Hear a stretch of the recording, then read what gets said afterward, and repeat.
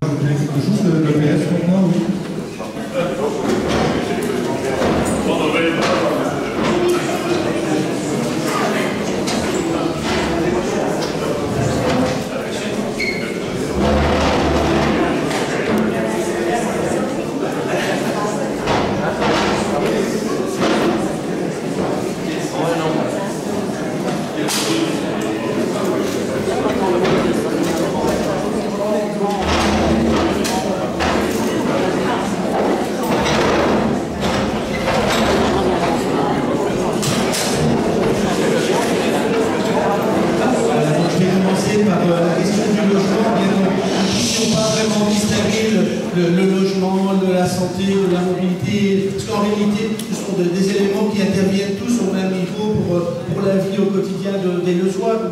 Citoyens, mais puisque les thèmes sont ainsi amorcés pour débuter le débat en tout cas, bien dit pour le logement, nous estimons effectivement dans notre programme qui a été étudié notamment avec Sari qui est présente, avec Guy qui est présent et avec bien d'autres également, nous avons estimé qu'il fallait stimuler l'offre de logements décents et qu'il fallait lutter contre les chantres d'habitat par une politique dynamique d'assainissement. Ces deux grands axes veulent à tout prix permettre d'augmenter l'attractivité de Leuze en Hainaut. Attractivité pour que les citoyens qui y sont déjà s'y sentent mieux et attractivité pour favoriser l'arrivée de nouveaux habitants.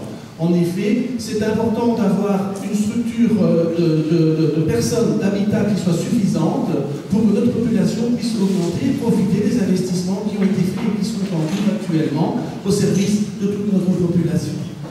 Les logements décents, cela concerne non seulement le privé, mais également la partie publique. Et pour notre commune, certainement, l'immobilière et PPLF a un très grand rôle à jouer, puisqu'elle gère un très grand patrimoine de logements. Et une gestion dynamique de cette immobilière est certainement indispensable pour le bien de tous les citoyens. Au niveau de la commune, nous pouvons intervenir également au niveau de la validité des transformations qui sont faites pour que ces logements soient décents, et des contrôles sont en cours déjà depuis plusieurs années maintenant pour s'assurer que ces logements soient conformes à la réglementation requise pour le bénéfice des locataires, pour le bénéfice des occupants. Ça ne se fait pas pour ennuyer les propriétaires, au contraire, c'est pour les inciter à avoir un investissement qui est bien orienté dans leur propre intérêt de gestion patrimoniale et dans l'intérêt des locataires qui pourront avoir un logement où aussi il fait bon vivre. Au niveau des logements, il est important aussi d'avoir en tête le coût du logement lui-même, bien sûr, mais aussi le coût de l'énergie. En effet, habiter un logement, qu'on soit locataire ou qu'on soit propriétaire, est vraiment lié aussi au coût qu'il y a pour le chauffer, puisque nous sommes dans un climat qui nécessite de la température, à la bonne température en hiver si la maison n'est pas bien isolée. Et le coût de l'énergie est déjà important maintenant, et l'ensemble des plans qui sont programmés au niveau mondial ou au niveau national montrent bien que le coût de l'énergie va aller en augmentant. Donc c'est important qu'à côté du confort et de la décence des logements, il y ait également une isolation qui soit tout à fait suffisante. Alors par rapport à l'ensemble des points, que pourrais-je encore ajouter? Peut-être que les plans communaux d'aménagement sont quand même extrêmement importants puisqu'ils permettent d'augmenter la structure d'habitat dans le centre-ville. Il n'y a pas que cela, il y a également aussi, et c'est extrêmement important, le développement en zone rurale. C'est-à-dire qu'on arrive ici à la question de la mobilité. Il n'y a pas que la ville, bien sûr, qui permet un habitat confortable et bien aménagé avec des facilités d'accès au train ou aux différents services de transport en commun. Mais la mobilité douce, il y a des axes que nous voulons développer pour permettre aussi un renforcement de la structure de l'habitat rural et qui permet à ce moment-là à chaque citoyen de choisir ce qu'il préfère. Et de nouveau, pour ne pas manger toutes les minutes, je vais donner la parole à ma collègue Marie-Thérèse ou à Vincent. Vincent pour la santé.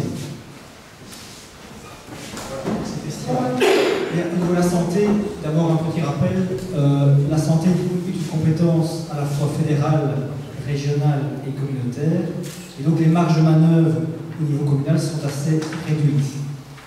Néanmoins, le fait partie de l'intercommunal qui a pour objet de s'occuper des soins de santé à la fois à domicile, donc chez les personnes âgées, personnes hospitalisées, personnes convalescentes, et également la santé des enfants par le biais de la promotion de la santé à l'école.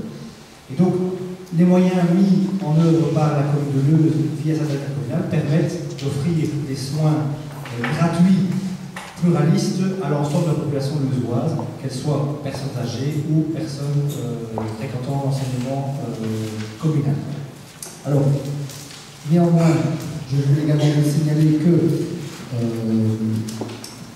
la commune et le CPS doivent évidemment consacrer des moyens à la santé, mais surtout au bien-être et à la prévention. Ce sont deux éléments très importants qui induisent forcément une bonne santé.